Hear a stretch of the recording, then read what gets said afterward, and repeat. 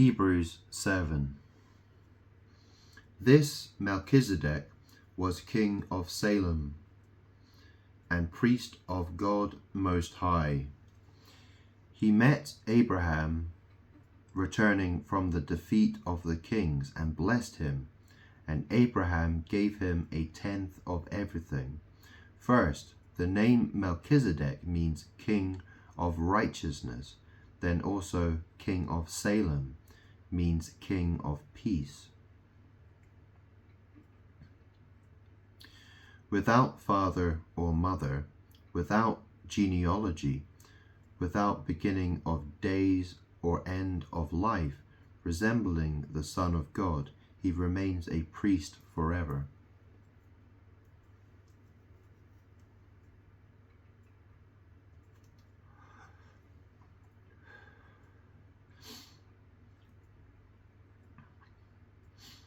Just think how great he was.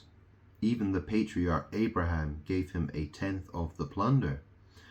Now the law requires the descendants of Levi, who become priests, to collect a tenth from the people, that is, from their fellow Israelites, even though they are also descended from Abraham. This man, however, did not trace his descent from Levi, yet he collected a tenth from Abraham and blessed him who had the promises. And without doubt, the lesser is blessed by the greater. In the one case, the tenth is collected by people who die, but in the other case, by him who is declared to be living. One might even say that Levi, who collects the tenth, paid the tenth through Abraham, because when Melchizedek met Abraham, Levi was still in the body of his ancestor.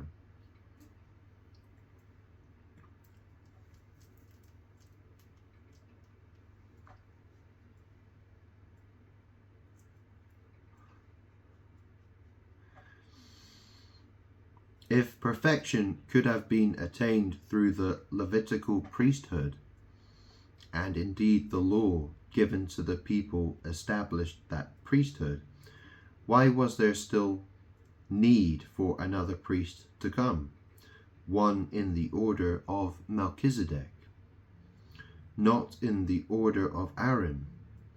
For when the priesthood is changed, the law must be changed also.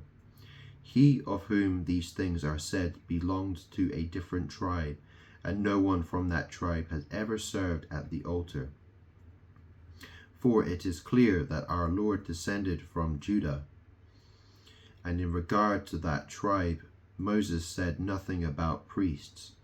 And what we have said is even more clear if another priest like Melchizedek appears, one who has become a priest not on the basis of a regulation as to his ancestry, but on the basis of the power of an indestructible life.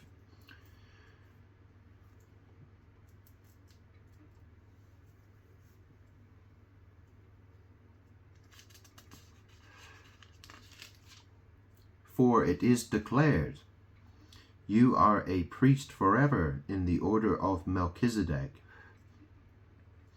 The former regulation is set aside because it was weak and useless, for the law made nothing perfect, and a better hope is introduced, by which we draw near to God.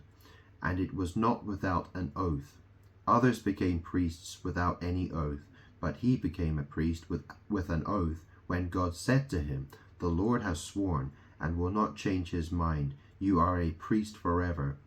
Because of this oath, Jesus has become the guarantor of a better covenant.